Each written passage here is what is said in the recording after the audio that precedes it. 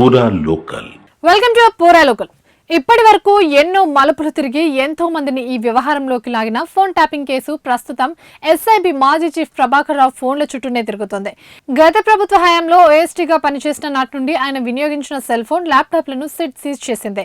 ఆయన వద్ద ఉన్న మరో సెల్ ఫోన్ కూడా అప్పగించాలని సూచించింది. ఇప్పటికే 5 సార్లు ఆయన స్టేట్మెంట్ రికార్డ్ చేసిన సిట్ అధికారులు సెల్ ఫోన్, ల్యాప్టాప్ సీజ్ చేసి డేటా రీట్రైవ్ కోసం ఫోరెన్సిక్ సైన్స్ ల్యాబ్ కు పంపించారు. దర్యాప్తులో భాగంగా దుబ్బాక, మునుగోడు, హుజూరాబాద్ ఉప ఎన్నికలు సహా 2023 అక్టోబర్ నుండి గత ఏడాది మార్చి 15 వరకు ప్రభాకర్ రావు మొబైల్ కాల్ డేటాను ఇప్పటికే సేకరించారు. వీటి ఆధారంగా సిట్ బృందం ప్రభాకర్ రావుని ప్రశ్నిస్తోంది. బాధితులు తెలిపిన వివరాల ఆధారంగా ప్రణీత్ రావు సహా నిందితుల కాల్స్, ఆపరేషన్స్ కు సంబంధించి టెక్నికల్ ఎవిడెన్స్ తో ఎంక్వైరీ చేస్తున్నారు. ఈ క్రమంలోనే ప్రభాకర్ రావును మరోసారి విచారించనున్నారు సిట్ అధికారులు.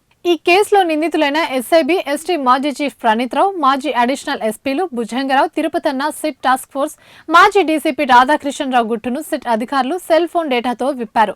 ఈ క్రమంలో ప్రభాకర్ రావు, ప్రణీత్ రావు సెల్ ఫోన్లు, కాల్ డేటా, వాట్సాప్ చాట్లను రీట్రైవ్ చేస్తున్నారు.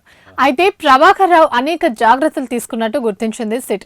ఫోన్లలో సాధారణ కాల్స్ మాట్లాడుతూ ఫోన్ ట్యాపింగ్ సహా ఇతర రహస్యాలను, వాట్సాప్ కాలింగ్, ఫేమ్ సహా ఇతర యాప్స్ ద్వారా మాట్లాడేవారని, కొన్ని ఫోన్లను ధ్వంసం చేసినట్టు అనుమానిస్తోంది.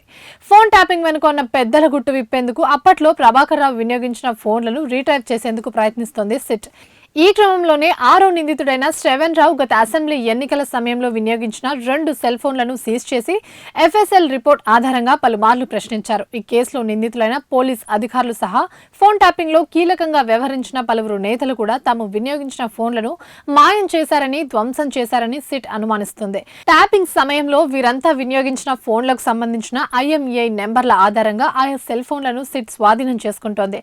ఫార్మాట్ చేసిన ఫోన్లతో పాటు పగలగొట్టిన సెల్ ఫోన్ల నుంచి పూర్తి డేటా రీట్రైవ్ చేస్తోంది. ఇందులో ప్రభాకర్ రావు సహా ప్రముఖ నేతలు వాట్సాప్ కాలింగ్, చాట్లు, ఫేస్ టైమ్ లాంటి యాప్స్ ద్వారా మాట్లాడుకునేవారని పోలీస్ ఉన్నతాధికారులు ప్రముఖ నేతలతో సంప్రదింపులు, ప్రభాకర్ రావు కాల్ డేటా ఆధారంగా ఇప్పటికే కీలక సమాచారం సేకరించారు. ప్రధానంగా అసెంబ్లీ ఎన్నికల్లో బీఆర్ఎస్ కు ప్రతికూలంగా, కాంగ్రెస్ కు అనుకూలంగా ఫలితాలు రావడంతో ప్రభాకర్ రావు అప్రమత్తమైనట్టు సిట్ అధికారులు గుర్తించారు.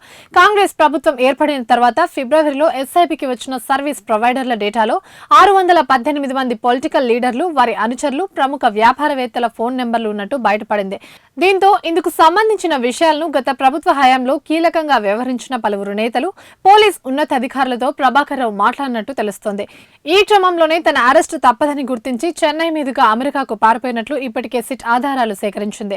ఇప్పటికే నిందితుల ద్వారా సమాచారం కూడా సేకరించింది. ప్రభాకర్ రావు FNS రిపోర్ట్ ఆధారంగా ఆయా వ్యక్తుల విచారించేందుకు ఏర్పాటు చేస్తోంది. 2023 నవంబర్ 15 నుంచి 30 వరకు సర్వీస్ ప్రొవైడర్లు అందించిన లిస్టులో 618 మంది ఫోన్ నెంబర్లు ఉంటే ధ్వంసమైన SIB హార్డ్ డిస్క్ లో ఇంకెన్ని రహస్యాలు ఉన్నాయనే కోణంలో సిట్ దర్యాప్తు చేస్తోంది.